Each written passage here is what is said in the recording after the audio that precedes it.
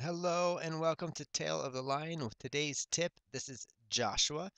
Today we're actually going to talk about hinges. And we could just start here by putting in the word hinge into our search button, and it brings up all sorts of hinges. This is probably the most difficult um, set of questions that we ask. So I thought I would just go through some of the more popular types of hinges. Like any search that we've discussed already, once you put in the macro search on top, you can refine everything here by finish.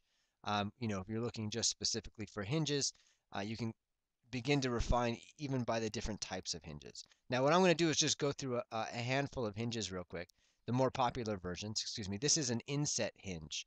Now, one of the things you'll notice here, there's a step. The inset is referring to that step on the hinge, which just fits right inside your door frame, and the standard size for that is 3/8 inch. We get very few inquiries for anything else, and in fact have no other size for our inset. So that is the part referring to the inset of the hinge. Here is a flush or a face mount hinge. You'll see that that step doesn't exist. And this part of the frame, this is the part of the hinge that connects to the door frame, while this is hidden behind the door.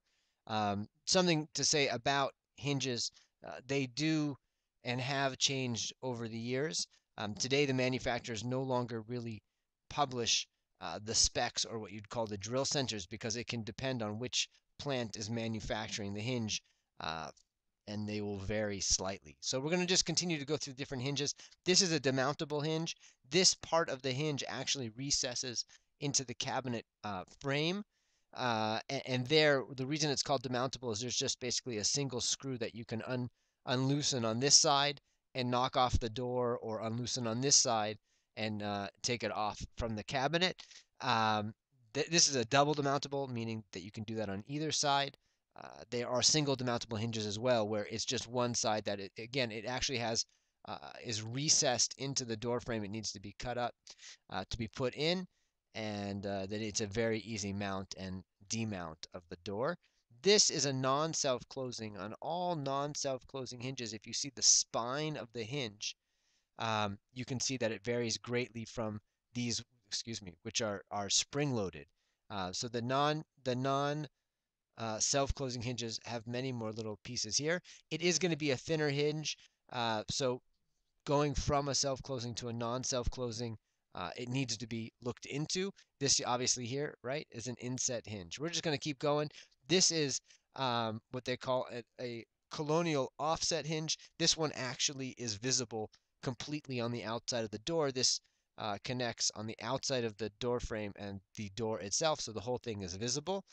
Very uncommon today, although people are often looking to trade out what they already have. Here is the 130 degree reversal. That's referring to this section here. That's where the 30 degrees comes into play. And lastly, these, we have both partial and full wrap hinges.